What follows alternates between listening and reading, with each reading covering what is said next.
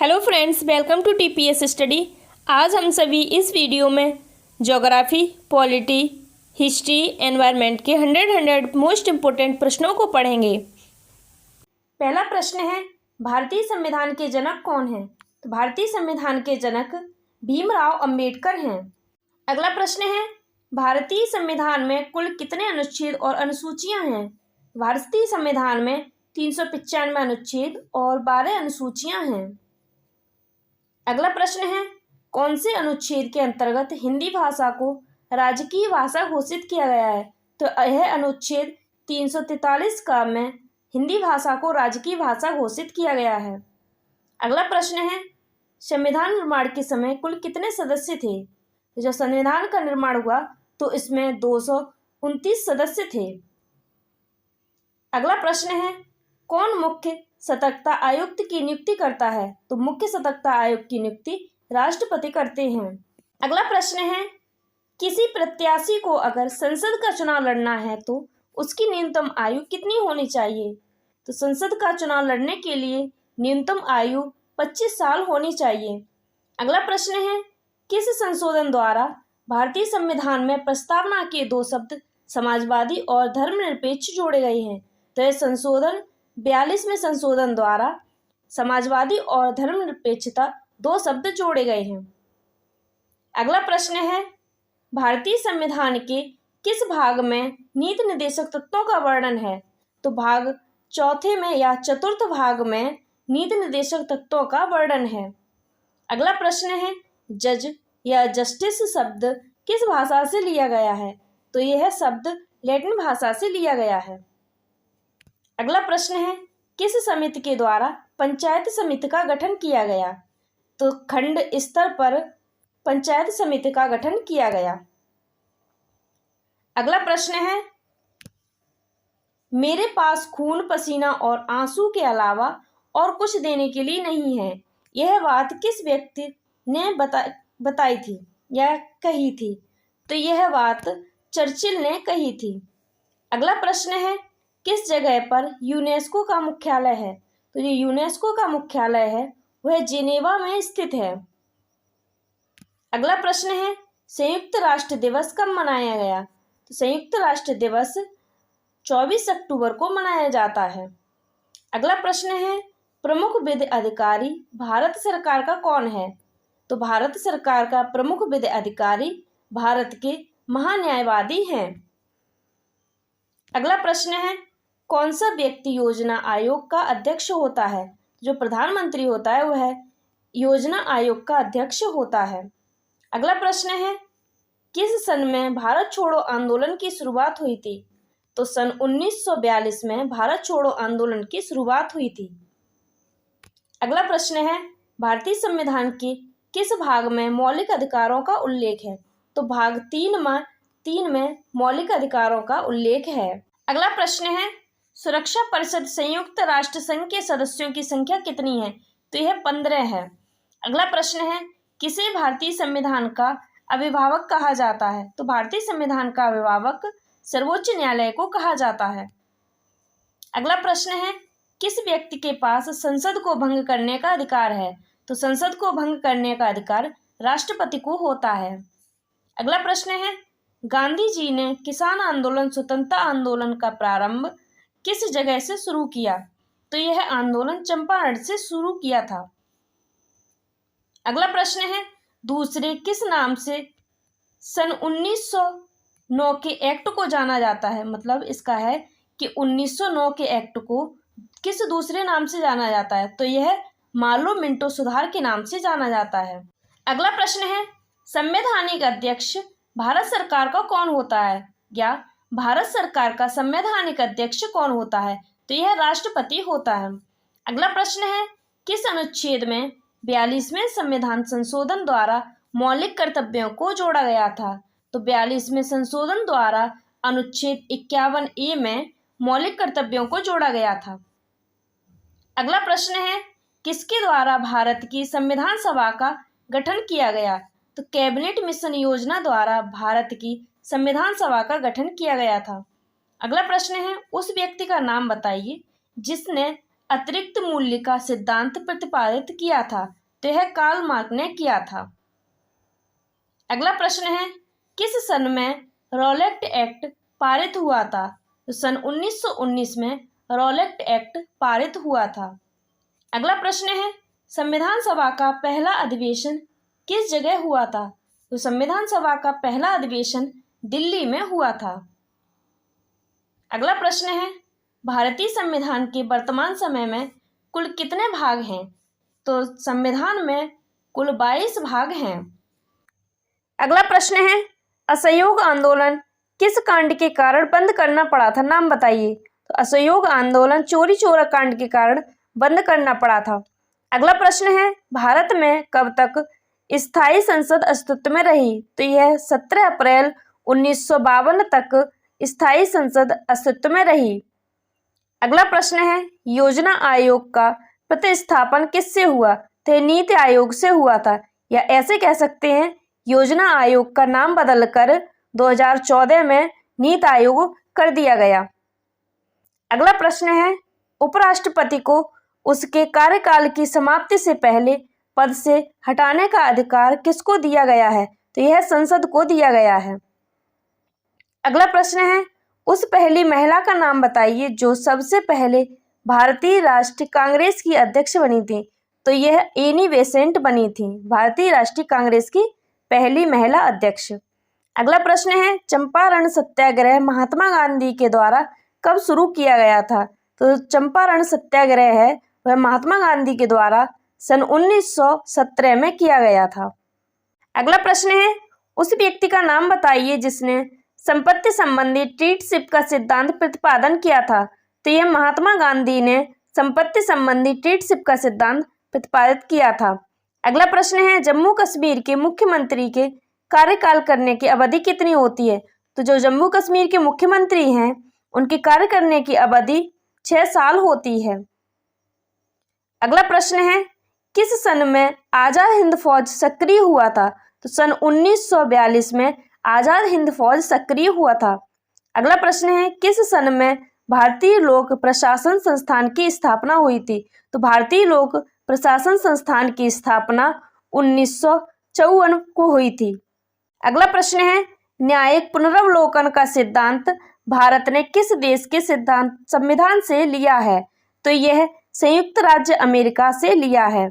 अगला प्रश्न है, 1947 में भारत की स्वतंत्रता के समय भारत का गवर्नर जनरल कौन था? तो भारत की स्वतंत्रता के समय भारत का गवर्नर जनरल लॉर्ड माउंटबेटन थे। अगला प्रश्न है, उस व्यक्ति का नाम बताइए जिसने गुटनिरपेक्ष वैदेशिक नीति के सिद्धांत प्रतिपादित किया था। तो यह जवाहरलाल नेहरू ने किया था। अगला प्रश्न है, आमतौर पर किस सदस्य के लोगों को भारत के प्रधानमंत्री के लिए चुना जाता है? तो यह लोकसभा के सदस्य के लिए भारत के प्रधानमंत्री को चुना जाता है। अगला प्रश्न है, किस अनुच्छेद के द्वारा संविधान के संशोधन की प्रक्रिया का उल्लेख किया गया है? तो यह अनुच्छेद 368 में किया गया है। अगला प्रश्न है, किस सन में भारत के गणतंत्र दिवस को मनाया गया था? तो 26 जनवरी 1950 को गणतंत्र दिवस को मनाया गया था। अगला प्रश्न है, राज्य लोक सेवा आयोग के सदस्यों की नियुक्ति कौन करता है? जो राज्य लोक सेवा आयोग है उनके सदस्यों की नियुक्ति राज्यपाल करता है। अगला प्रश्न है, विधान परिषद के कितने सदस्य प्रत्येक दूसरे साल में अवकाश ले सकते हैं? तो यह 1/3 सदस्य दूसरे साल में अवकाश ले सकते हैं। अगला प्रश्न है, प्राकृतिक अवस्था में मानव जीवन सूना, निर्बल, निकृष्ट और अल्पजीवी था, ये कथन किसका है? तो यह कथन हब्स का है। अगला प्रश्न है, समाजवाद का संबंध किससे है? समाजवाद का संबंध श्रमिक से है। अगला प्रश्न है, सबसे पहले संविधान सभा के गठन की मांग किस व्यक्ति ने की थी? तो सबसे पहले संविधान सभा के गठन की मांग बाल गंगाधर तिलक ने की थी। अगला प्रश्न है, किस सन में आम आदमी पार्टी की स्थापना हुई थी? तो 26 नवंबर 2012 में आम आदमी पार्टी की स्थापना हुई थी। अगला प्रश्न है, गरीबी हटाओ का नारा किसने दिया था? तो यह नारा इंदिरा गांधी ने दिया था। अगला प्रश्न है, लोकसभा में 543 सीटों में से अनुसूचित जाति के लोगों के लिए कितनी सीटें उपलब्ध हैं? तो अनुसूचित जाति के लिए 84 सीटें उपलब्ध हैं। अगला प्रश्न है, किस सन में भारत छोड़ो आंदोलन की शुरुआत हुई थी? तो सन 1942 में भारत छोड़ो आंदोलन की शुरुआत हुई थी। अगला प्रश्न है, किस अनुच्छेद के द्वारा मंत्रिमंडल की सलाह मानने के लिए भारत के राष्ट्रपति बाध्य हैं? तो अनुच्छेद 74 में के द्वारा भारत के राष्ट्रपति मंत्रिमंडल की सलाह मानने के लिए बाध्य हैं। अगला प्रश्न है, भारतीय संविधान सभा के प्रथम अध्यक्ष कौन थे? भारतीय संविधान सभा के प्रथम अध्यक्ष डॉक्टर राजेंद्र प्रसाद थे। अगला प्रश्न है, भारत के कितने उच्च न्यायालय होते हैं? तो भारत के 25 उच्च न्यायालय होते हैं। अगला प्रश्न है, मंत्रिपरिषद में कितने स्तर के मंत्री होते हैं? तो मंत्रिपरिषद में 3 स्तर के मंत्री होते हैं। पहले हैं कैबिनेट मंत्री, दूसरे राज्य मंत्री, तीसरे उपमंत्री। ये 3 प्रकार के कैबिनेट मंत्री होते हैं। अगले प्रश्न है, किस दिन विश्व पर्यावरण दिवस मनाया जाता है? तो विश्व पर्यावरण दिवस 5 जून को मनाया जाता है। अगला प्रश्न है, भारत का राष्ट्रपति अपना त्यागपत्र किसे देता है? जो भारत का राष्ट्रपति होता है वह अपना त्यागपत्र उपराष्ट्रपति को देता है। अगला प्रश्न है, किसकी स्वीकृति के द्वारा सरकारी पैसे का खर्च नहीं किया जा सकता? तो संसद की जब तक स्वीकृति नहीं होगी तब तक सरकारी पैसे का खर्च नहीं किया जा सकता है। अगला प्रश्न है, किस संशोधन के द्वारा भारत में नागरिकों के मौलिक कर्तव्यों को जोड़ा गया? तो नागरिकों के मौलिक कर्तव्य को 1976 के 42वें संविधान संशोधन द्वारा जोड़ा गया है। अगला प्रश्न है, भारत के संविधान में अनुच्छेदों की संख्या बताइए। तो भारत के संविधान में अनुच्छेदों की संख्या 448 है। अगला प्रश्न है, भारतीय संविधान के किस भाग में मूल अधिकार के बारे में विस्तार से बताया गया है? तो मूल अधिकार के बारे में भाग 3 में विस्तार से बताया गया है। अगला प्रश्न है, उस राज्य का नाम बताइए जहां पर साझा उच्च न्यायालय है। तो वह गोवा, महाराष्ट्र है। अगला प्रश्न है, किसको योजना आयोग के अध्यक्ष के लिए चुना गया? तो प्रधानमंत्री को योजना आयोग के अध्यक्ष के लिए चुना गया। अगला प्रश्न है, किसी भी वित्त बिल को प्रस्तावित करने के लिए किसे चुना गया? तो केवल लोकसभा को चुना गया है। अगला प्रश्न है, किस वर्ष के बच्चों को शिक्षा का अधिकार प्राप्त है? तो मूल अधिकार में 6 से 14 वर्ष के बच्चों को शिक्षा का अधिकार प्राप्त है। अगला प्रश्न है, किस व्यक्ति को भारत का ग्रैंड ओल्ड मैन कहा जाता है? तो ग्रैंड ओल्ड मैन दादा भाई नौरोजी को कहा जाता है। अगला प्रश्न है, असहयोग आंदोलन के दौरान किस व्यक्ति ने अपनी वकालत को छोड़ दिया था?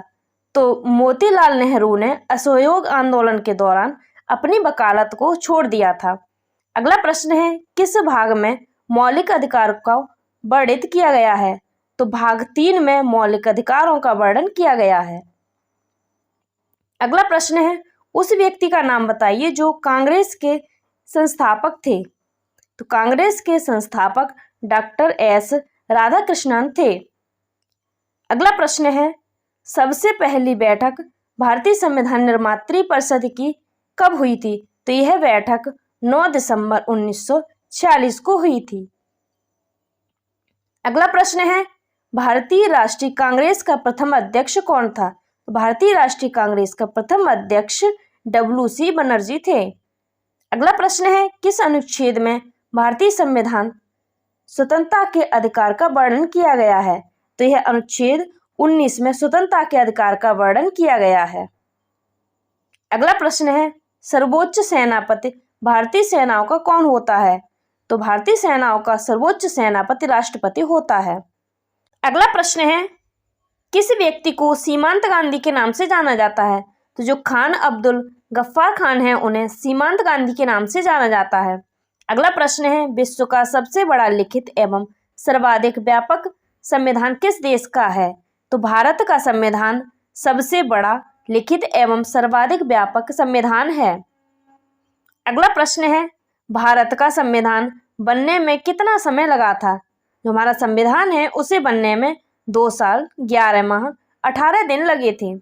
अगला प्रश्न है, किस देश के संविधान के द्वारा राज्य के नीति निर्देशक तत्वों को बनाया गया या किस देश से लिए गए हैं? तो यह नीति निर्देशक तत्व आयरलैंड से लिए गए हैं। अगला प्रश्न है, शून्यकाल राजनीतिक शब्दावली में क्या अर्थ है? शून्यकाल का अर्थ है वह है प्रश्नोत्तर सत्र को संदर्भित करता है यह शून्यकाल शब्द। अगला प्रश्न है, राज्यसभा की बैठकों का सभापति कौन होता है? तो राज्यसभा की बैठकों का सभापति उपराष्ट्रपति होता है। अगला प्रश्न है, संघीय कार्यपालिका का उत्तरदायी कौन होता है? संघीय कार्यपालिका का उत्तरदायी लोकसभा के प्रति होता है। अगला प्रश्न है, न्यायाधीशों की नियुक्ति कौन करता है? तो न्यायाधीशों की नियुक्ति राष्ट्रपति द्वारा की जाती है। अगला प्रश्न है, कोई भी राष्ट्रपति किसकी सलाह से किसी राज्य के राज्यपाल की नियुक्ति करता है? तो यह प्रधानमंत्री की सलाह पर राष्ट्रपति किसी भी राज्य के राज्यपाल की नियुक्ति करते हैं। अगला प्रश्न है, किस व्यक्ति ने कहा जहां कानून नहीं वहां स्वतंत्रता भी नहीं होती? तो यह लॉक ने कहा था। अगला प्रश्न है, किस जगह पर अंतर्राष्ट्रीय न्यायालय स्थित है? अंतर्राष्ट्रीय न्यायालय हेग में स्थित है। अगला प्रश्न है, किस संवैधानिक संशोधन अधिनियम के द्वारा गोवा को राज्य का दर्जा मिला है? तो गोवा को राज्य का दर्जा 56वें संविधान संशोधन द्वारा मिला है।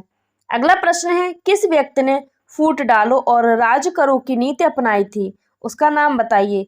तो फूट डालो राज करो की नीति लॉर्ड कर्जन ने अपनाई थी। अगला प्रश्न है, किस सन में लोकसभा के लिए पहला आम चुनाव हुआ था?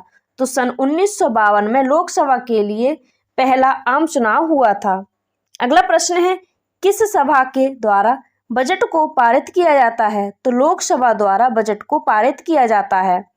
अगला प्रश्न है, किसके द्वारा अस्थायी लोकसभा अध्यक्ष को नियुक्त किया जाता है? तो यह राष्ट्रपति द्वारा अस्थायी लोकसभा अध्यक्ष को नियुक्त किया जाता है।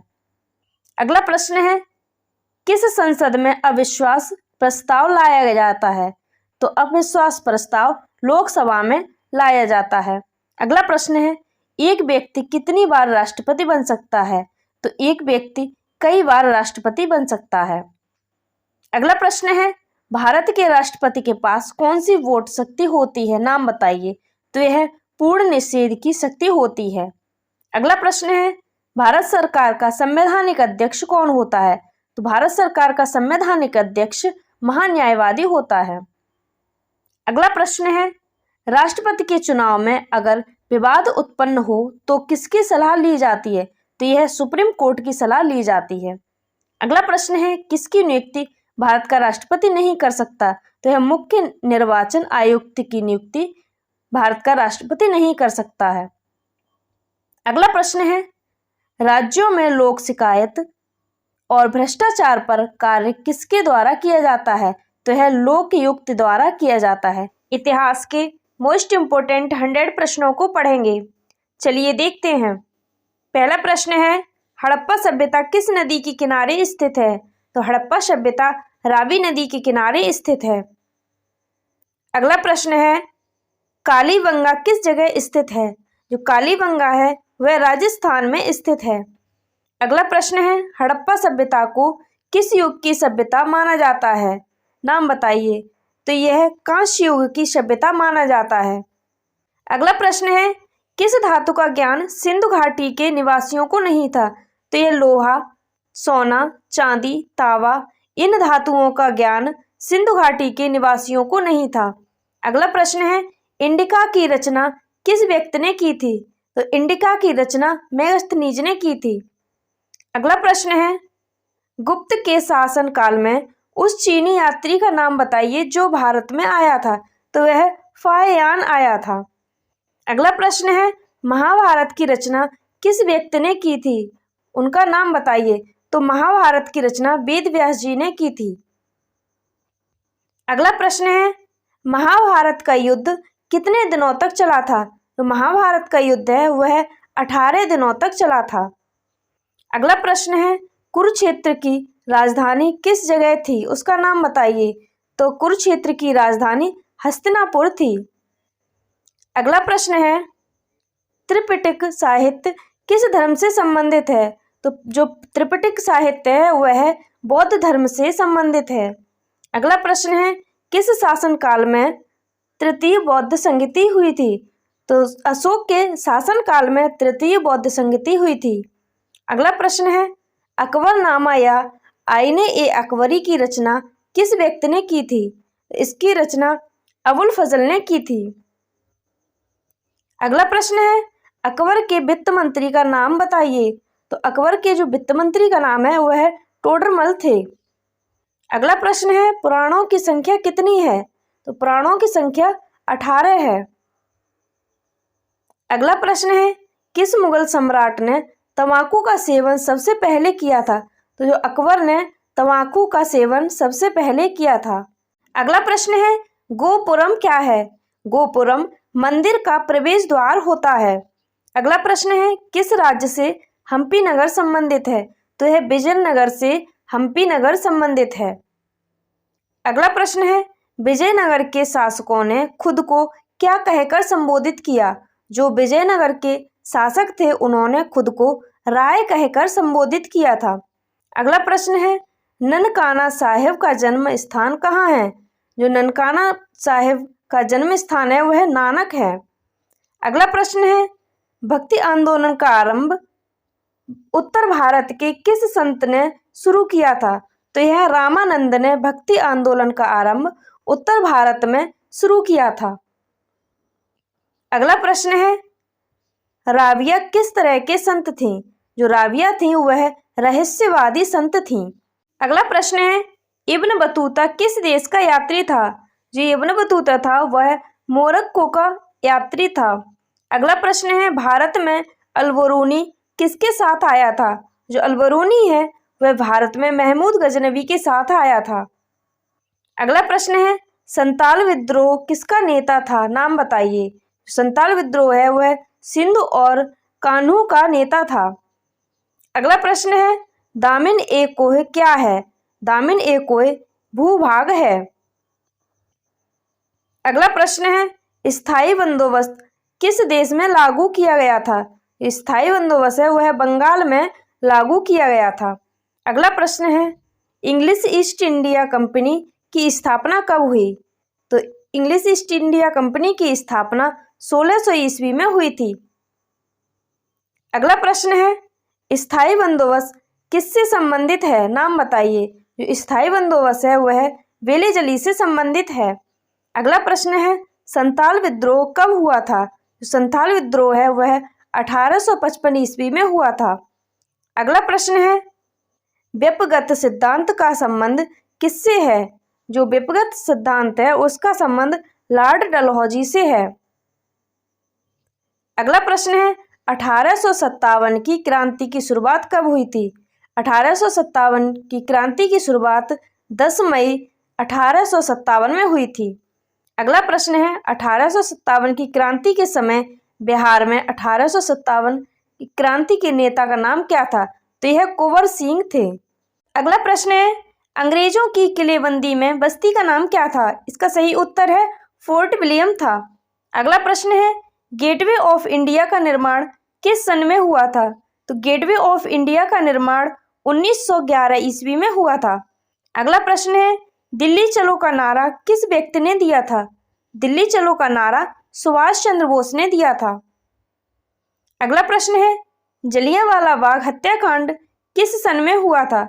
जो जलियांवाला बाग हत्याकांड है वह 1919 ईस्वी में हुआ था। अगला प्रश्न है, काला कानून को क्या कहा गया। तो काला कानून को रोलेक्ट एक्ट कहा गया।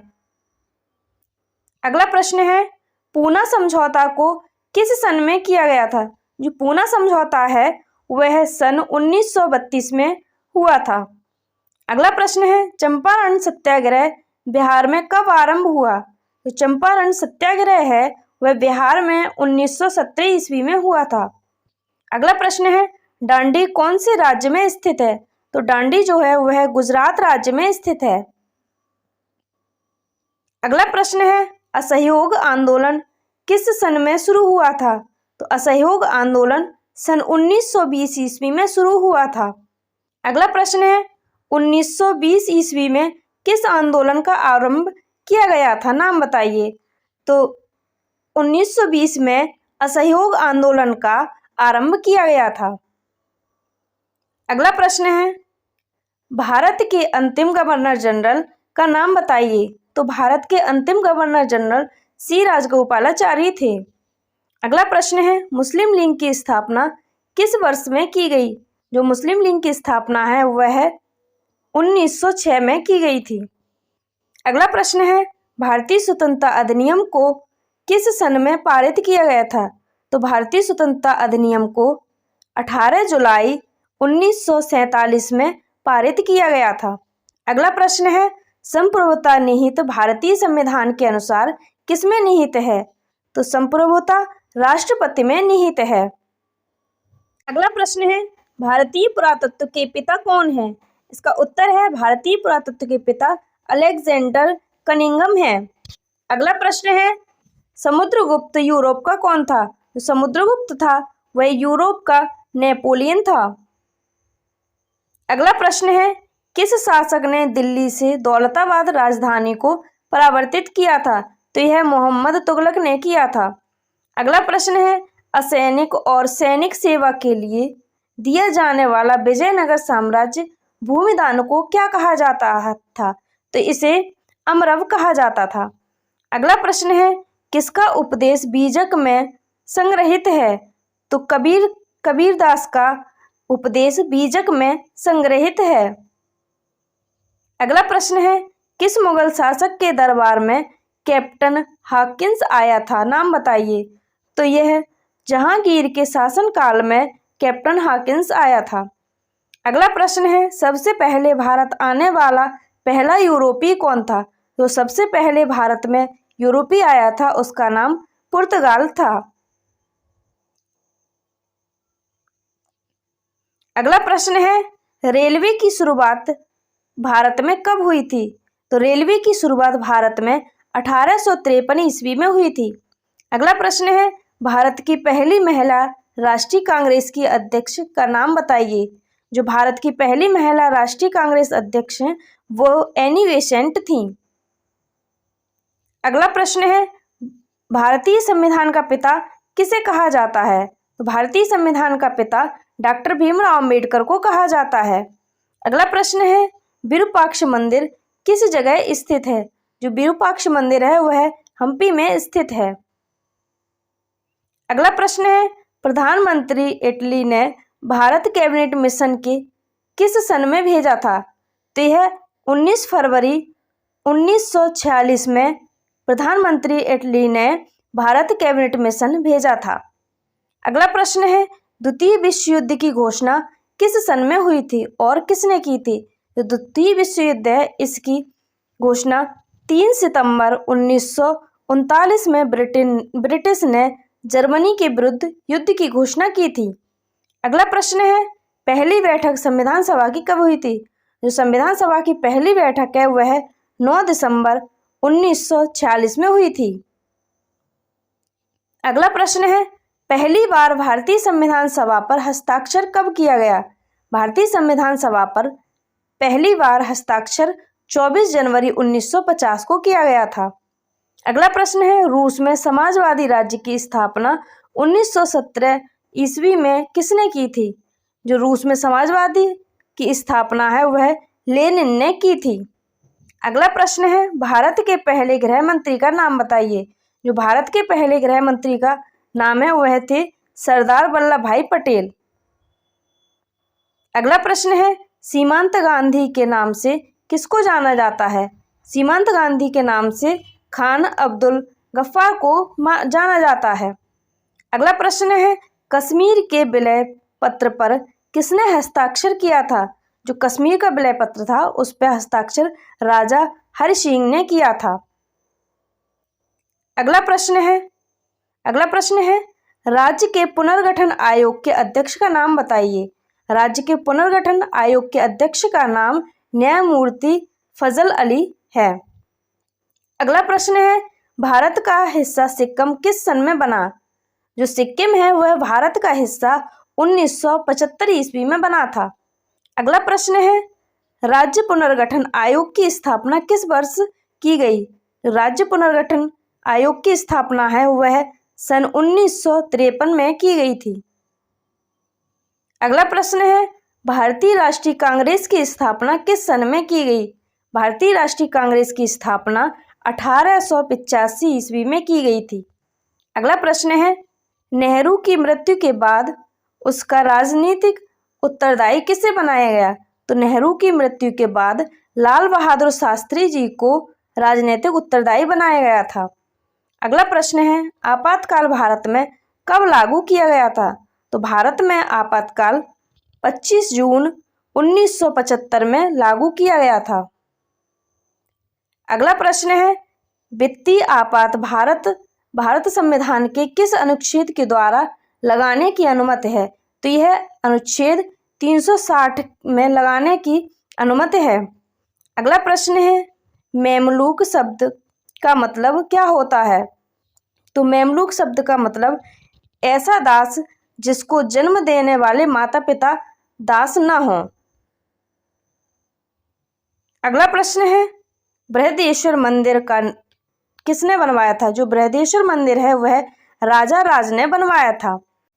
अगला प्रश्न है, वुड डिस्पैच की उपलब्धियों का मापन करने के लिए किस आयोग का गठन किया गया था? तो यह हंटर आयोग का गठन किया गया था वुड डिस्पैच की उपलब्धियों का मापन करने के लिए।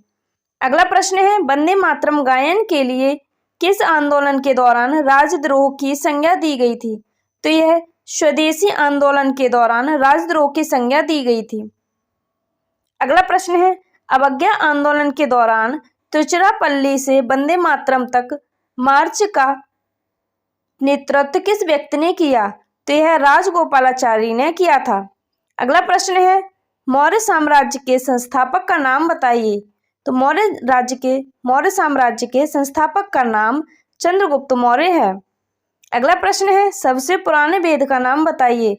जो सबसे पुराना वेद है वह ऋग्वेद है। अगला प्रश्न है, अर्थशास्त्र की रचना किसने की? अर्थशास्त्र की रचना कौटिल्य या इन्हें चाणक्य भी कहते हैं, इन्होंने की थी। अगला प्रश्न है, हड़प्पा संस्कृति की खोज किस सन में की गई? तो हड़प्पा संस्कृति की खोज 1921 ईस्वी में की गई थी। अगला प्रश्न है, हड़प्पा का क्षेत्रफल कितना है? हड़प्पा का क्षेत्रफल 12,99,660 किलोमीटर है। अगला प्रश्न है, मोहनजोदड़ो और हड़प्पा के बीच की दूरी बताइए। तो मोहनजोदड़ो और हड़प्पा के बीच की दूरी 670 किलोमीटर है। अगला प्रश्न है, किसे मृतकों का टीला कहा जाता है? तो मृतकों का टीला मोहनजोदड़ो को कहा जाता है। अगला प्रश्न है, मोहनजोदड़ो का अर्थ बताइए। मोहनजोदड़ो का अर्थ है मृतकों का टीला। अगला प्रश्न है, मगध की राजधानी का नाम बताइए। तो मगध की राजधानी पाटलिपुत्र थी। अगला प्रश्न है, कौटिल्य की कृति किसे कहा जाता है? तो अर्थशास्त्र को कौटिल्य की कृति कहा जाता है। अगला प्रश्न है, जपत शब्द से क्या तात्पर्य है? तो जपत शब्द से जहां लोग अपना घर बनाते थे उसे जपत शब्द कहते थे।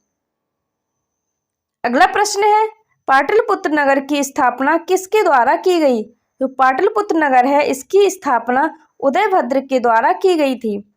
अगला प्रश्न है, सामाजिक ग्रंथ में बज्जी को क्या कहा गया? तो सामाजिक ग्रंथ में बज्जी को गणतंत्र कहा गया है। अगला प्रश्न है, तक्षशिला कहाँ पर स्थित है? उस देश का नाम बताइए। तो तक्षशिला जो है वह पाकिस्तान में स्थित है। अगला प्रश्न है, सबसे पहले धम्म की शुरुआत किसने की थी? तो सबसे पहले धम्म की शुरुआत अशोक ने की थी। अगला प्रश्न है, किसको गंगा का पुत्र कहा जाता है? तो भीष्म को गंगा का पुत्र कहा जाता है। अगला प्रश्न है, महाभारत की रचना किस भाषा में की गई? महाभारत की रचना है वह संस्कृत भाषा में की गई। ज्योग्राफी के मोस्ट इंपोर्टेंट 100 प्रश्नों को पढ़ेंगे। चलिए देखते हैं। पहला प्रश्न है, एवरेस्ट की सबसे ऊंची चोटी किस देश में स्थित है? तो एवरेस्ट की सबसे ऊंची चोटी नेपाल में स्थित है। माउंट एवरेस्ट को नेपाल में सागरमाथा नाम से जाना जाता है। अगला प्रश्न है, हिमालय पर्वत किस प्रकार का उदाहरण है? तो हिमालय पर्वत नवीन बलित पर्वत का एक उदाहरण है। अगला प्रश्न है, भारत की पहली बहुउद्देशीय परियोजना कौन सी है? भारत की सबसे पहली बहुउद्देशीय परियोजना दामोदर नदी घाटी परियोजना है। अगला प्रश्न है, भारत की बहुउद्देशीय परियोजना की शुरुआत कौन से सन में हुई थी? तो यह 1948 में हुई थी। अगला प्रश्न है, भारत की सबसे चौड़ी नदी कौन सी है? भारत की सबसे चौड़ी नदी ब्रह्मपुत्र नदी है। अगला प्रश्न है, गर्मी के दिनों में असम राज्य में चलने वाली सबसे तेज व नमी युक्त हवा को क्या कहते हैं? तो इसे नॉर्वेस्ट कहते हैं, जो कि असम में चलती हैं। यह सब तेज और नमी युक्त हवाएं होती हैं। अगला प्रश्न है, दक्षिण और पश्चिम भारत में मानसून कब दस्तक देता है? तो यह जून के प्रथम सप्ताह में दस्तक देता है। अगला प्रश्न है, वृद्धगंगा के नाम से किस नदी को जाना जाता है? तो वृद्धगंगा के नाम से गोदावरी नदी को जाना जाता है। अगला प्रश्न है, पश्चिमी घाट को भारत में क्या कहा जाता है? जो पश्चिमी घाट है उसे भारत में सह्याद्री कहा जाता है। अगला प्रश्न है, अंडमान निकोबार को किस नाम से जाना जाता है? जो अंडमान निकोबार है उसे मरकत द्वीप या एमराल्ड आइलैंड के नाम से जाना जाता है। अगला प्रश्न है, सबसे बड़ी जनजाति भारत में कौन सी है? तो भारत की सबसे बड़ी जनजाति गोंड जनजाति है। अगला प्रश्न है, अरावली पर्वतमाला की चोटी का नाम बताइए। तो अरावली पर्वतमाला की चोटी का नाम गुरु शिखर है। अगला प्रश्न है, चीन में माउंट एवरेस्ट को क्या कहते हैं? माउंट एवरेस्ट है उसे चीन में क्यूमोलांग कहते हैं। अगला प्रश्न है, किस राज्य में नर्मदा नदी सबसे ज्यादा बहती है? तो मध्य प्रदेश राज्य में जो नर्मदा नदी है वो सबसे अधिक भाग में बहती है। अगला प्रश्न है, सबसे अधिक नगरीकृत राज्य भारत का कौन सा है? तो सबसे अधिक नगरीकृत राज्य गोवा है। अगला प्रश्न है, भारत के उस राज्य का नाम बताइए जो क्षेत्रफल की दृष्टि से सबसे अधिक है। तो वह राजस्थान है, जो क्षेत्रफल की दृष्टि से सबसे बड़ा है। अगला प्रश्न है, द्वीपों की भारत में कुल संख्या कितनी है? तो भारत में द्वीपों की संख्या 247 है। अगला प्रश्न है, भागीरथी और अलकनंदा का संगम किस जगह पर होता है? जो भागीरथी और अलकनंदा है इनका संगम देवप्रयाग में होता है। अगला प्रश्न है, सिंधु नर्मदा और ताप्ती नदियां किस सागर में आकर मिलती हैं? जो सिंधु नर्मदा और ताप्ती नदियां हैं वह अरब सागर में आके मिलती हैं। अगला प्रश्न है, हिमालय की सबसे ऊंची श्रेणी का नाम बताइए। हिमालय की सबसे ऊंची श्रेणी है उसका नाम है हिमाद्रित हिमालय। अगला प्रश्न है, स्थल सीमा भारत की कुल लंबाई कितनी है? जो भारत की स्थलीय सीमा है उसकी कुल लंबाई 15,200 किलोमीटर है। अगला प्रश्न है, किस गोलार्ध और देशांतर में भारत स्थित है? तो जो हमारा भारत है वह उत्तरी गोलार्ध और पूर्वी देशांतर में स्थित है। अगला प्रश्न है, जलप्रपात गोकर किस जगह है? तो यह कर्नाटक में है। अगला प्रश्न है, किस नदी से इंदिरा गांधी नहर को जल प्राप्त होता है? नाम बताइए। तो यह सतलज नदी से इंदिरा गांधी नहर को जल प्राप्त होता है। अगला प्रश्न है, उस भारतीय राज्य का नाम बताइए जो भूटान से सटा हुआ है। तो यह सिक्किम, पश्चिम बंगाल, असम और अरुणाचल प्रदेश, ये चारों राज्य की सीमा भूटान से सटी हुई है। अगला प्रश्न है, सबसे उत्तरी द्वीप अंडमान और निकोबार द्वीप समूह का नाम बताइए। तो यह लैंडफॉल है। अगला प्रश्न है, भारत का कुल क्षेत्रफल कितना होगा? तो भारत का कुल क्षेत्रफल 32,87,263 वर्ग किलोमीटर है। अगला प्रश्न है, भारत के कौन से राज्य म्यांमार की सीमा से मिले हुए हैं? तो भारत के अरुणाचल प्रदेश, नागालैंड, मणिपुर और मिजोरम, ये चारों राज्य म्यांमार की सीमा से लगे हुए हैं। अगला प्रश्न है, भारत की मुख्य समुद्री सीमा की लंबाई कितनी होगी? तो भारत की मुख्य समुद्री सीमा की लंबाई है 6100 किलोमीटर। अगला प्रश्न है, कश्मीर और श्रीलंका को पाकिस्तान अधिकृत से कौन सा दर्रा आपस में जोड़ता है? तो यह बुर्जिला दर्रा जोड़ता है। अगला प्रश्न है, सबसे पहले भारत में सूर्योदय कहाँ होता है? तो भारत में सबसे पहले सूर्योदय अरुणाचल प्रदेश में होता है। अगला प्रश्न है, भारत का सबसे छोटा राज्य क्षेत्रफल की दृष्टि से कौन सा है? क्षेत्रफल की दृष्टि से सबसे छोटा राज्य गोवा है और सबसे बड़ा राज्य राजस्थान है। अगला प्रश्न है, पाकिस्तान और अफगानिस्तान के बीच की सीमा रेखा को किस नाम से जाना जाता है? तो इसे डूरंड रेखा के नाम से जाना जाता है। इसका निर्धारण 1896 में हुआ था। अगला प्रश्न है, जो नदी डेल्टा नहीं बनाती है उसको क्या कहा जाता है? जो नदियां डेल्टा नहीं बनाती हैं उसको ज्वारमुख या एस्चुरी कहते हैं। अगला प्रश्न है, सतपुड़ा का सर्वोच्च बिंदु कहाँ पर स्थित है? तो सतपुड़ा का सर्वोच्च बिंदु पंचमढ़ी में स्थित है। अगला प्रश्न है, भारत का आकार कैसा है? भारत का आकार चतुष्कोणीय है। अगला प्रश्न है, रूर भारत किसे कहते हैं? तो रूर भारत छोटा नागपुर के पठार को कहते हैं। अगला प्रश्न है, किस जगह इलायची पहाड़ियां स्थित हैं? तो इलायची की पहाड़ियां केरल में स्थित हैं। अगला प्रश्न है, तमिलनाडु के तटों पर जनवरी फरवरी के माह में किस मानसून सत्र का द्वारा वर्षा होती है? तो यह उत्तर पूर्वी मानसून द्वारा वर्षा होती है।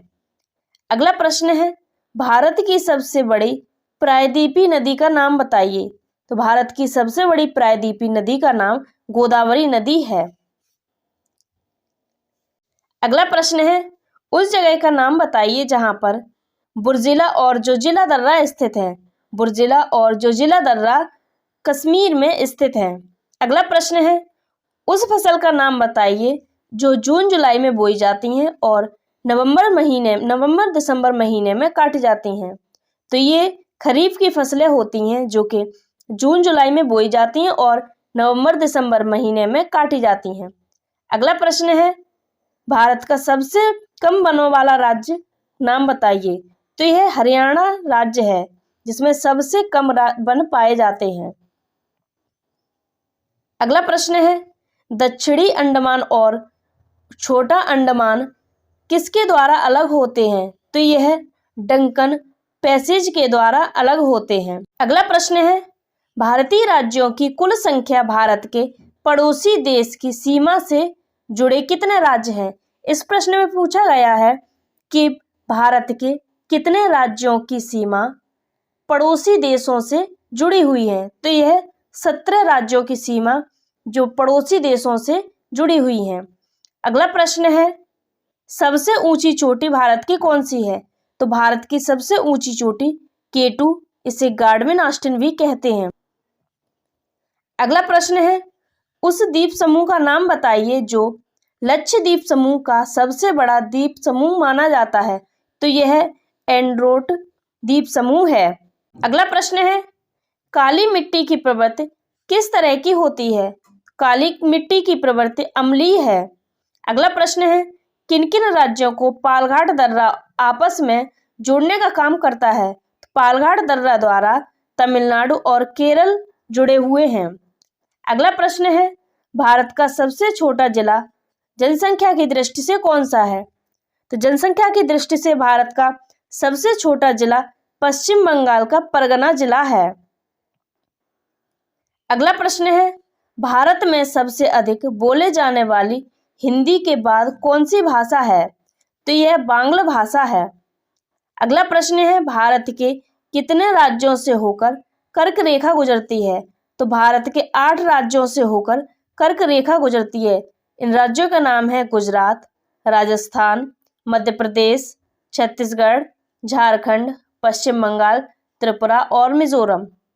इन 8 राज्यों से होकर कर्क रेखा गुजरती है। अगला प्रश्न है, भारत की सबसे पहली जल विद्युत परियोजना का नाम बताइए। तो भारत की सबसे पहली जल विद्युत परियोजना का नाम शिव समुद्र है। अगला प्रश्न है, भारत की सबसे पहली जल विद्युत परियोजना की स्थापना किस सन में हुई थी? तो भारत की सबसे पहली विद्युत परियोजना की स्थापना 1902 ईस्वी में हुई थी। अगला प्रश्न है, शिपकिला और बड़ा लाचा दर्रा किस जगह स्थित है? तो यह हिमाचल प्रदेश में स्थित है। अगला प्रश्न है, कौन सा दर्रा जम्मू और कश्मीर को जोड़ने का काम करता है? तो यह बड़ा लाचा दर्रा जम्मू और कश्मीर को जोड़ने का काम करता है। अगला प्रश्न है, कौन सी नदी सबसे सीधी बहती है? तो जो नर्मदा नदी है वह सबसे सीधी बहने वाली नदी है। अगला प्रश्न है, ब्रह्मपुत्र को अरुणाचल प्रदेश में किस नाम से जाना जाता है? ब्रह्मपुत्र को अरुणाचल प्रदेश में दिहांग के नाम से जाना जाता है। अगला प्रश्न है, नेपाल में माउंट एवरेस्ट को किस नाम से जाना जाता है? तो नेपाल में माउंट एवरेस्ट को सागरमाथा के नाम से जाना जाता है। अगला प्रश्न है, कौन सा समूह लक्षद्वीप का सबसे छोटा द्वीप समूह है? तो यह बिट्रा द्वीप समूह है, जो कि लक्षद्वीप का सबसे छोटा द्वीप समूह है। अगला प्रश्न है, हिमालय की सबसे ऊंची चोटी किस जगह स्थित है? तो हिमालय की सबसे ऊंची चोटी कंचनजंगा सिक्किम में स्थित है। अगला प्रश्न है, प्रायद्वीपीय भारत की दूसरी सबसे बड़ी नदी कौन सी है? तो प्रायद्वीपीय भारत की दूसरी सबसे बड़ी नदी कृष्णा नदी है। अगला प्रश्न है, लाल मिट्टी का रंग लाल क्यों होता है? तो लाल मिट्टी का रंग लाल लौह ऑक्साइड की उपस्थिति के कारण होता है। अगला प्रश्न है, स्थलीय सीमा भारत की सबसे लंबी किस देश से लगती है? तो यह बांग्लादेश से लगती है। अगला प्रश्न है, काली मिट्टी का रंग काला क्यों होता है? काली मिट्टी का रंग काला टिटेनिफेरस, मैग्नेटाइट और जीवाश्म के कारण होता है। अगला प्रश्न है, कुल कितने राज्य और कितने केंद्र शासित प्रदेश हैं भारत में? तो भारत में कुल 28 राज्य और 8 केंद्र शासित प्रदेश हैं।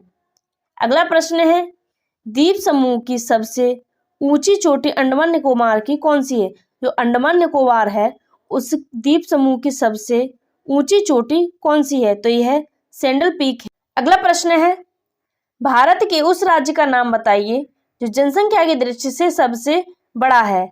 जनसंख्या की दृष्टि से सबसे बड़ा राज्य उत्तर प्रदेश है। अगला प्रश्न है, दक्षिण भारत की सर्वोच्च शिखर वाली चोटी कौन सी है? तो यह अनाईमुड़ी चोटी है। इसकी ऊंचाई 2695 मीटर है। अगला प्रश्न है, मानसून का आगमन दक्षिण पश्चिम भारत में किस राज्य से शुरू होता है? तो यह केरल राज्य से शुरू होता है। अगला प्रश्न है, कौन सा जलमार्ग लक्षद्वीप को मालदीव से अलग करता है? तो यह 8 डिग्री चैनल जलमार्ग लक्षद्वीप को मालदीव से अलग करता है। अगला प्रश्न है, अरब सागर में स्थित लक्षद्वीप किस प्रकार निर्मित है? तो जो लक्षद्वीप है वह 36 प्रवालों से निर्मित है। अगला प्रश्न है, सबसे अधिक बहुलता लेटराइट मिट्टी में किसकी पाई जाती है? तो यह आयरन और सिलिका की पाई जाती है। अगला प्रश्न है, गर्मी के दिनों में पश्चिम बंगाल में चलने वाली हवाओं को क्या कहा जाता है? जो गर्मी के समय पश्चिम बंगाल में हवाएं चलती हैं उनको काल वैशाली कहा जाता है। अगला प्रश्न है, पर्वतों का प्रतिशत भारत में कितना है? या भारत में पर्वतों का प्रतिशत कितना है? तो यह 29.3% है। अगला प्रश्न है, ग्रीनविच समय से भारत का मानक समय कितने घंटे आगे है? तो यह 5.5 घंटे आगे है। अगला प्रश्न है, कौन सा दर्रा मुंबई से नासिक को आपस में जोड़ता है? तो मुंबई को नासिक से जोड़ने वाला दर्रा थालघाट है। अगला प्रश्न है, किस जलमार्ग के द्वारा अंडमान और निकोबार को अलग करता है? तो यह 10 डिग्री चैनल जलमार्ग द्वारा अंडमान और निकोबार अलग होते हैं। अगला प्रश्न है, सर्वोच्च बिंदु छोटा नागपुर पठार कहाँ पर है? तो यह पारसनाथ में है। अगला प्रश्न है, किस जगह पर सह्याद्री पर्वतमाला स्थित है? तो यह सह्याद्री पर्वतमाला महाराष्ट्र में स्थित है। अगला प्रश्न है, भारत के सबसे दक्षिण में कौन सी नदी है, उसका नाम बताइए। तो यह बैगई नदी भारत के सबसे दक्षिण में स्थित है। अगला प्रश्न है, अक्षांशीय विस्तार भारत का कितना है? तो भारत का अक्षांशीय विस्तार 8 डिग्री 4 से 37 डिग्री 6 उत्तरी अक्षांश है। अगला प्रश्न है, उस नदी का नाम बताइए जो दक्षिण से होकर उत्तर की ओर बहती है। तो यह बेतवा नदी है जो दक्षिण से होकर उत्तर की ओर बहती है। अगला प्रश्न है, भारत के किस राज्य में सबसे अच्छी काली मिट्टी पाई जाती है? तो यह महाराष्ट्र राज्य में सबसे अच्छी काली मिट्टी पाई जाती है। अगला प्रश्न है, भारत की सबसे लंबी कही जाने वाली गंगा नदी कहाँ से उत्पन्न होती है? तो गंगा नदी गंगोत्री हिमनद से उत्पन्न होती है। अगला प्रश्न है, नदी के बहाव से जमा हुई मिट्टी को क्या कहा जाता है? जो नदी के बहाव से मिट्टी जमा होती है उसे निक्षेपण कहा जाता है। अगला प्रश्न है, उस राज्य का नाम बताइए जहां सबसे लंबी तट रेखा है। तो सबसे लंबी तट रेखा वाला राज्य गुजरात है। अगला प्रश्न है, भारत के सबसे प्राचीन पर्वत का नाम बताइए। तो भारत का सबसे प्राचीन पर्वत अरावली पर्वत है जो कि राजस्थान से दिल्ली तक फैला हुआ है। अगला प्रश्न है, सबसे लंबी नदी भारत की कौन सी है? तो भारत की सबसे लंबी नदी गंगा नदी है। अगला प्रश्न है, बंगाल की खाड़ी से गिरने से पहले पद्मा प्रमुख वितरिका निकलती है, उसको क्या कहते हैं, नाम बताइए। तो इसको मेघना या गंगा एवं ब्रह्मपुत्र की संयुक्त धारा कहते हैं। अगला प्रश्न है, उस नदी का नाम बताइए जो पश्चिम की ओर बहने वाली लेकिन डेल्टा नहीं बनाती। तो यह नर्मदा और ताप्ती हैं जो कि पश्चिम की ओर बहती हैं और डेल्टा नहीं बनाती हैं। अगला प्रश्न है, पूर्वी देशांतर रेखा भारत का मानक समय किन 5 राज्यों से होकर गुजरती है? तो जो देशांतर रेखा है वह उत्तर प्रदेश, मध्य प्रदेश, छत्तीसगढ़, उड़ीसा और आंध्र प्रदेश, इन 5 राज्यों से होकर गुजरती है। अगला प्रश्न है, उस देश का नाम बताइए जो भारत के सबसे निकट पड़ोसी देश माने जाते हैं। तो यह श्रीलंका है, यह भारत का सबसे निकट पड़ोसी देश माना जाता है। अगला प्रश्न है, रबी फसलों में कौन सी फसल उगाई जाती है, उसका नाम बताइए। जो रबी की फसलें होती हैं उसमें गेहूं, चना, मटर, सरसों, आलू, राई, ये सभी फसलें उगाई जाती हैं। अगला प्रश्न है, सबसे अधिक जनजातियों भारत में किस राज्य में पाई जाती हैं? तो भारत में सबसे अधिक जनजातियां मध्य प्रदेश में पाई जाती हैं। अगला प्रश्न है, उस राज्य का नाम बताइए जो सबसे अधिक राज्यों को छूता है। तो यह उत्तर प्रदेश है जो सबसे अधिक राज्यों को छूता है। अगला प्रश्न है, सबसे उत्तरी बिंदु भारत का कौन सा है? तो भारत का सबसे उत्तरी बिंदु है इंदिरा कौल जो कि जम्मू कश्मीर में है। अगला प्रश्न है, उस देश का नाम बताइए जो दक्षिण में स्थित है। तो भारत के दक्षिण में स्थित श्रीलंका है। पर्यावरण के 100 मोस्ट इम्पोर्टेंट प्रश्नों को पढ़ेंगे। चलिए देखते हैं। पहला प्रश्न है, पर्यावरण किसे कहते हैं? तो पर्यावरण की उत्पत्ति संस्कृत भाषा से हुई है। जो पर्यावरण की उत्पत्ति है वह संस्कृत भाषा से हुई है जो 2 शब्दों से मिलकर बना है, परि तथा आवरण, जिसका अर्थ होता है चारों ओर से घेरे हुए। पर्यावरण को अंग्रेजी में एनवायरनमेंट कहा जाता है। अगला प्रश्न है, उस प्रदेश का नाम बताइए जहां पर भारत में सबसे अधिक वन पाए जाते हैं। तो भारत में सबसे अधिक वन मध्य प्रदेश में पाए जाते हैं। अगला प्रश्न है, carbon dioxide, monoxide, sulphur dioxide में कौन सा प्रदूषण होता है? तो इन तीनों में वायु प्रदूषण होता है। अगला प्रश्न है, किस प्रदूषण को मापने के लिए बायोकेमिकल ऑक्सीजन डिमांड परीक्षण किया जाता है? तो यह जल प्रदूषण को मापने के लिए बायोकेमिकल ऑक्सीजन डिमांड परीक्षण किया जाता है। अगला प्रश्न है, PAN क्या है? तो PAN एक वायु प्रदूषण है। PAN की फुल फॉर्म है पेरोक्सीटाइल नाइट्रेट्स होती है। अगला प्रश्न है, किस जगह पर राष्ट्रीय पर्यावरण अनुसंधान केंद्र है? तो राष्ट्रीय पर्यावरण अनुसंधान केंद्र महाराष्ट्र के नागपुर में है। अगला प्रश्न है, वायु प्रदूषण में ओजोन परत से हमारी रक्षा किन किरणों से होती है? तो यह परावैंगनी किरणों से हमारी रक्षा होती है। अगला प्रश्न है, उस गैस का नाम बताइए जो सबसे ज्यादा वायुमंडल में पाई जाती है। तो जो नाइट्रोजन गैस है वो वायुमंडल में सबसे अधिक मात्रा में पाई जाती है।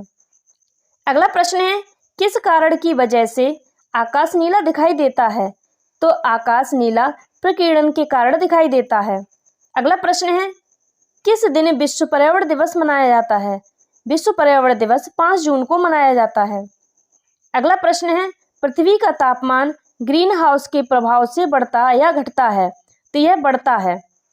अगला प्रश्न है, किस वृक्ष को पर्यावरण का दुश्मन कहा जाता है? तो सफेदा को या यूकेलिप्टस को पर्यावरण का दुश्मन कहा जाता है। अगला प्रश्न है, कितने प्रतिशत भूभाग पर राष्ट्रीय वन नीति के अनुसार वन होना अनिवार्य है? तो यह 33% भूभाग पर वन होना अनिवार्य है। अगला प्रश्न है, ग्रीन पीस क्या है? नाम बताइए। तो ग्रीन पीस पर्यावरण योजना है। अगला प्रश्न है, चिपको आंदोलन किस उद्देश्य के लिए बनाया गया था? तो जो चिपको आंदोलन है वह वनों की सुरक्षा के लिए बनाया गया था। अगला प्रश्न है, पर्यावरण विभाग की स्थापना भारत सरकार के द्वारा किस वर्ष की गई थी? तो पर्यावरण विभाग है इसकी स्थापना 1980 में की गई थी। अगला प्रश्न है, UNEP का मुख्यालय किस जगह पर स्थित है? तो UNEP का मुख्यालय नॉर्वे में स्थित है। UNEP का फुल फॉर्म है यूनाइटेड नेशंस एनवायरनमेंट प्रोग्राम। अगला प्रश्न है, उस गैस का नाम बताइए जो फोटोकॉपी मशीन में उत्पादित होती है। तो वह ओजोन होती है। अगला प्रश्न है, उस पशु का नाम बताइए जिसे विश्व वन्य जीव कोष द्वारा प्रतीक के रूप में लिया गया है। तो यह पांडा है। अगला प्रश्न है, उस राज्य का नाम बताइए जिसे टाइगर राज्य के नाम से जाना जाता है। तो टाइगर राज्य के नाम से मध्य प्रदेश को जाना जाता है। अगला प्रश्न है, उस व्यक्ति का नाम बताइए जिसने वन महोत्सव का आरंभ किया। तो वन महोत्सव का आरंभ KM मुंशी ने किया था। अगला प्रश्न है, उस जगह का नाम बताइए जहां पर विश्व वन जीव संरक्षण कोष स्थित है। तो यह स्विट्जरलैंड में स्थित है। अगला प्रश्न है, उस वृक्ष का नाम बताइए जो सबसे पहले प्राचीन काल से उगाया जाता है। तो उस फल का नाम खजूर है जो प्राचीन काल से उगाया जाता है। अगला प्रश्न है, सफोकेशन क्या है? तो सफोकेशन ऑक्सीजन की कमी का जीवन पर प्रभाव है या इसमें व्यक्ति सांस लेने में असमर्थ रहता है। अगला प्रश्न है, उस गैस का नाम बताइए जो जलवायु परिवर्तन में सबसे अधिक महत्वपूर्ण भूमिका निभाती है। तो यह ग्रीन हाउस गैस है जो जलवायु परिवर्तन में सबसे अधिक महत्वपूर्ण भूमिका निभाती है। अगला प्रश्न है, उस गैस का नाम बताइए जो सबसे ज्यादा ओजोन क्षयकारी मानी जाती है। तो जो क्लोरोफ्लोरोकार्बन है या CFC गैस है वो है ओजोन परत में सबसे अधिक क्षयकारी मानी जाती है। अगला प्रश्न है, किन गैसों का संयुक्त रूप क्लोरोफ्लोरोकार्बन है? इसका उत्तर है एक कार्बनिक यौगिक है जो केवल कार्बन, क्लोरीन, हाइड्रोजन और फ्लोरीन परमाणुओं से बनता है। अगला प्रश्न है, क्लोरोफ्लोरोकार्बन का प्रयोग भूतल पर कहाँ होता है? तो क्लोरोफ्लोरोकार्बन का प्रयोग रेफ्रिजरेटर, प्रमोदक, एरोसोल अनुप्रयोग में और विलायक के तौर पर व्यापक रूप में होता है। अगला प्रश्न है, प्रत्यक्ष परिणाम ग्रीन हाउस प्रभाव का क्या होगा? तो यह ग्लेशियरों का पिघलना होगा ग्रीन हाउस प्रभाव का प्रत्यक्ष परिणाम। अगला प्रश्न है, वृक्षों का आदमी भारत में किसे कहा जाता है? तो वृक्षों का आदमी सुंदरलाल बहुगुणा को कहा जाता है। अगला प्रश्न है, किस स्थान पर सबसे अधिक जैव विविधता पाई जाती है? तो सबसे अधिक जैव विविधता उष्णकटिबंधीय वर्षा वनों में पाई जाती है। अगला प्रश्न है, उस जगह का नाम बताइए जहां पर बायोटेक्नोलॉजी पार्क स्थित है। तो यह बायोटेक्नोलॉजी पार्क लखनऊ में स्थित है। अगला प्रश्न है, पृथ्वी दिवस कब मनाया जाता है? तो पृथ्वी दिवस 22 अप्रैल को मनाया जाता है। अगला प्रश्न है, भविष्य का ईंधन किसे कहा जाता है? तो हाइड्रोजन को भविष्य का ईंधन कहा जाता है। अगला प्रश्न है, रक्षा कवच पर्यावरण का किसे कहा जाता है? जो रक्षा कवच है वो ओजोन परत को पर्यावरण का रक्षा कवच कहा जाता है। अगला प्रश्न है, किससे संबंधित रेड डाटा बुक नाम बताया है? तो रेड डाटा बुक विलुप्त के संकट से ग्रस्त जीवों से संबंधित है। अगला प्रश्न है, सबसे प्रदूषित नगर विश्व का कौन सा है? तो मैक्सिको सिटी विश्व का सबसे प्रदूषित शहर है। अगला प्रश्न है, उस जगह का नाम बताइए जहां पर environment education for kids US स्थित है। ये सही उत्तर है विस्कोसिस। अगला प्रश्न है, सीएनजी का पूरा नाम क्या है? सीएनजी का पूरा नाम संपीड़ित प्राकृतिक गैस है। अगला प्रश्न है, ध्वनि प्रदूषण कितने डेसिबल से माना जाता है? जो ध्वनि प्रदूषण है वह 65 डेसिबल से माना जाता है। अगला प्रश्न है, कौन सा परीक्षण किया जाता है जल प्रदूषण को मापने के लिए? तो जल प्रदूषण को मापने के लिए बायोकेमिकल ऑक्सीजन डिमांड परीक्षण किया जाता है। अगला प्रश्न है, ताजमहल के क्षरण होने और उसके पीले पड़ने का मुख्य कारण क्या है? तो यह अम्लीय वर्षा है। अगला प्रश्न है, उस जगह का नाम बताइए जहां पर देश का पारिस्थितिकी अनुसंधान एवं प्रशिक्षण केंद्र स्थित है। तो यह कर्नाटक के बेंगलुरु में स्थित है। अगला प्रश्न है, उस जगह का नाम बताइए जहां पर भारत का पर्यावरण शिक्षा केंद्र स्थित है। तो भारत का पर्यावरण शिक्षा केंद्र गुजरात के अहमदाबाद में स्थित है। अगला प्रश्न है, उस जगह का नाम बताइए जहां पर इंदिरा गांधी वानिकी अकादमी स्थित है। तो इंदिरा गांधी वानिकी अकादमी देहरादून उत्तराखंड में स्थित है। अगला प्रश्न है, विश्व वानिकी दिवस कब मनाया जाता है? विश्व वानिकी दिवस 21 मार्च को मनाया जाता है। अगला प्रश्न है, उस जगह का नाम बताइए जहां पर भारतीय वन सर्वेक्षण का मुख्यालय स्थित है। तो भारतीय वन सर्वेक्षण का मुख्यालय उत्तराखंड देहरादून में स्थित है। अगला प्रश्न है, उस जगह का नाम बताइए जहां पर भारतीय वन प्रबंधन संस्थान स्थित है।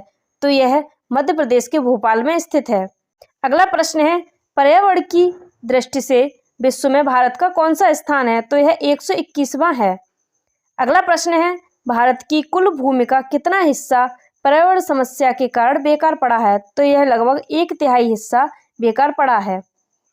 अगला प्रश्न है, प्राकृतिक संसाधनों को कितने वर्गों में बांटा जा सकता है? तो प्राकृतिक संसाधनों को जल संसाधन, वन संसाधन, भूमि संसाधन, ऊर्जा संसाधन, खनिज संसाधन व खाद्य संसाधन में बांटा जा सकता है। अगला प्रश्न है, उस देश का नाम बताइए जिसने सबसे पहले अपने संविधान में पर्यावरण संरक्षण एवं संवर्धन विषय का स्थान दिया। तो यह भारत ने दिया है। अगला प्रश्न है, पहला पृथ्वी सम्मेलन किस जगह पर हुआ था? तो पहला पृथ्वी सम्मेलन प्रथम अंतर्राष्ट्रीय पृथ्वी सम्मेलन रियो डी जेनेरो में हुआ था। 1 से 14 जून 1992 में हुआ था। अगला प्रश्न है, पर्यावरण संरक्षण की शुरुआत किस सन में हुई? पर्यावरण संरक्षण की शुरुआत 1948 में हुई थी। अगला प्रश्न है, उस जगह का नाम बताइए जहां पर अंतर्राष्ट्रीय पर्यावरण सूचना केंद्र है। तो अंतर्राष्ट्रीय पर्यावरण सूचना केंद्र न्यूयॉर्क में है। अगला प्रश्न है, इको क्लब क्या है और इसके उद्देश्य के बारे में विस्तार से बताइए। तो इको क्लब विद्यार्थियों में या पढ़ने वाले छात्रों में पर्यावरण संरक्षण के अनुकूल आदतें डालने के लिए केंद्र सरकार ने इको क्लब योजना की शुभारंभ किया। इसमें विभिन्न माध्यमों से छात्रों को पर्यावरण के प्रति जागरूक किया जाता है। अगला प्रश्न है, प्राकृतिक संसाधन किसे कहते हैं? तो जो संसाधन हमें सीधे तौर पर प्रकृति से मिलते हैं उन्हें प्राकृतिक संसाधन कहते हैं। अगला प्रश्न है, यूएनईपी क्या है? तो यूएनईपी संयुक्त राष्ट्र पर्यावरण कार्यक्रम है। यूएनईपी की full form United Nations environment programme है। अगला प्रश्न है, संयुक्त राष्ट्र पर्यावरण कार्यक्रम का मुख्यालय किस जगह पर स्थित है? तो संयुक्त राष्ट्र पर्यावरण कार्यक्रम का मुख्यालय नॉर्वे में स्थित है। अगला प्रश्न है, उन देशों का नाम बताइए जो क्योटो प्रोटोकॉल को नहीं मानते। तो यह अमेरिका और ऑस्ट्रेलिया क्योटो प्रोटोकॉल को नहीं मानते हैं। अगला प्रश्न है, पृथ्वी के 4 परिमंडल का नाम बताइए। तो पृथ्वी के परिमंडल स्थलमंडल, वायुमंडल, जलमंडल व जैवमंडल हैं। अगला प्रश्न है, उस व्यक्ति का नाम बताइए जिसे ग्रीन जज के नाम से जाना जाता है। तो यह जस्टिस कुलदीप सिंह को ग्रीन जज के नाम से जाना जाता है। अगला प्रश्न है, पारिस्थितिकी विज्ञान क्या है। तो यह जीव विज्ञान व भूगोल की एक शाखा है जिसमें जीव समुदाय का एक उसके वातावरण के साथ पारिस्थितिकी संबंधों का अध्ययन करते हैं। अगला प्रश्न है, पहला विश्व पर्यावरण सम्मेलन कहाँ हुआ था। तो पहला विश्व पर्यावरण सम्मेलन स्वीडन में हुआ था। अगला प्रश्न है, उस व्यक्ति का नाम बताइए जिसने विद्यालय और अन्य शिक्षा संस्था में पर्यावरण शिक्षा का प्रावधान कराया। तो यह श्री MC मेहता हैं। अगला प्रश्न है, किस जगह पर पर्यावरण अध्ययन केंद्र स्थित है। तो पर्यावरण अध्ययन केंद्र चेन्नई में स्थित है। अगला प्रश्न है, भारत की जलवायु कैसी है। तो भारत की जलवायु उष्णकटिबंधीय जलवायु है। अगला प्रश्न है, पृथ्वी के ताप को कौन बनाए रखता है। तो पृथ्वी के ताप को CO2 एवं जल वाष्प बनाए रखते हैं। अगला प्रश्न है, उस जगह का नाम बताइए जहां पर केंद्रीय पर्यावरण अभियंत्रण संस्थान स्थित है। तो यह नागपुर में स्थित है। अगला प्रश्न है, सबसे ज्यादा लवणता किस झील की है। तो सबसे ज्यादा लवणता बान झील की है जो कि तुर्की की झील है। इसकी लवणता 330% है। अगला प्रश्न है, ग्रेनाइट और बेसाल्ट क्या हैं। तो ग्रेनाइट और बेसाल्ट आग्नेय चट्टानें हैं। अगला प्रश्न है, जल वाष्प की मात्रा वायुमंडल में कितनी होती है। तो जल वाष्प की मात्रा वायुमंडल में 0 से 4% होती है। अगला प्रश्न है, उस स्थान का नाम बताइए जहां सबसे अधिक वर्षा होती है। तो ये सबसे अधिक वर्षा भारत में मासिनराम मेघालय में होती है। अगला प्रश्न है, स्लेट और संगमरमर क्या हैं, नाम बताइए। स्लेट और संगमरमर रूपांतरित चट्टानें हैं। अगला प्रश्न है, जल का कितना भाग स्वच्छ है। तो जल का 2.5% भाग स्वच्छ है। अगला प्रश्न है, ओजोन परत के मापने की इकाई क्या कहते हैं। जो ओजोन परत को मापने की इकाई डॉप्सन कहते हैं। अगला प्रश्न है, पृथ्वी के चारों तरफ गैसीय आवरण को क्या कहा जाता है। जो पृथ्वी के चारों ओर गैसीय आवरण है उसे वायुमंडल कहा जाता है। अगला प्रश्न है, SI मात्रक वायुमंडलीय दाब कितना होता है। तो SI मात्रक वायुमंडलीय दाब बार वहां होता है। अगला प्रश्न है, ग्रीन हाउस गैस कौन सी है। तो green house gas CO2, NO2, CH4, CFC हैं। अगला प्रश्न है, वायुमंडल की सबसे निचली परत का नाम बताइए। तो वायुमंडल की सबसे निचली परत क्षोभ मंडल होती है। अगला प्रश्न है, समुद्री जल में क्या पाया जाता है। तो समुद्री जल में सोडियम क्लोराइड पाया जाता है। अगला प्रश्न है, महासागरों की औसत गहराई कितनी होगी। तो महासागरों की औसत गहराई 4000 मीटर होगी। अगला प्रश्न है, उस व्यक्ति का नाम बताइए जिसने सबसे पहले भारत के मानसून का वर्णन किया। तो यह अल मसूदी अरब विद्वान ने किया था। अगला प्रश्न है, पछुआ हवा को क्या कहा जाता है। तो पछुआ हवा को गरजता चालीसा कहा जाता है। अगला प्रश्न है, न्यूनतम वर्षा कहाँ होती है। तो न्यूनतम वर्षा ध्रुवीय क्षेत्रों में होती है। अगला प्रश्न है, सूक्ष्म जीवों के अवशेष कहाँ पाए जाते हैं। तो सूक्ष्म जीवों के अवशेष अवसादी चट्टानों में पाए जाते हैं। अगला प्रश्न है, जीवमंडल और वातावरण के बीच के संबंध को क्या कहा जाता है। जीवमंडल और वातावरण के बीच के संबंध को पारिस्थितिकी कहा जाता है। अगला प्रश्न है, पछुआ हवा किस वजह से चलती हैं। तो पछुआ हवा चक्रवर्ती वर्षा के कारण चलती हैं। अगला प्रश्न है, उस जगह का नाम बताइए जहां पर जाड़े के दिनों में वर्षा होती है। तो यह तमिलनाडु के तटों पर सर्दियों में वर्षा होती है। अगला प्रश्न है, भूतल के कितने प्रतिशत भाग पर जल है। तो ये 71% भाग पर जल है। अगला प्रश्न है, उस गैस का नाम बताइए जो ओजोन परत को नष्ट करती है। तो CFC गैस ओजोन परत को नष्ट करती है। अगला प्रश्न है, वायुमंडल की सबसे ऊपरी परत को क्या कहा जाता है? वायुमंडल की सबसे ऊपरी परत है वह बहिर्मंडल कहलाती है। अगला प्रश्न है, वायुमंडल में विद्यमान अक्रिय गैस का नाम बताइए। वायुमंडल में विद्यमान अक्रिय गैस का नाम आर्गन गैस है। अगला प्रश्न है, उस व्यक्ति का नाम बताइए जिसने ग्रीन हाउस गैस की संकल्पना की थी। तो यह जोसेफ फ्रारियर है। अगला प्रश्न है, वायुमंडलीय दाब को किस यंत्र के द्वारा मापा जाता है? तो वायुमंडलीय दाब को बैरोमीटर के द्वारा मापा जाता है। अगला प्रश्न है, उस राज्य का नाम बताइए जहां पर सबसे ज्यादा मानसून आता है। तो केरल में सबसे ज्यादा मानसून आता है। अगला प्रश्न है, जीव मंडल पर ऊर्जा का मूल स्रोत क्या है? तो यह सूर्य है। अगला प्रश्न है, पर्यावरण अध्ययन को क्या कहा जाता है? पर्यावरण अध्ययन को इकोलॉजी कहा जाता है। अगला प्रश्न है, फेरल का नियम किससे संबंधित है? तो फेरल का नियम पवनों की दिशा से संबंधित है। वीडियो अच्छी लगी हो तो लाइक करें, चैनल को सब्सक्राइब करें। Thank you for watching.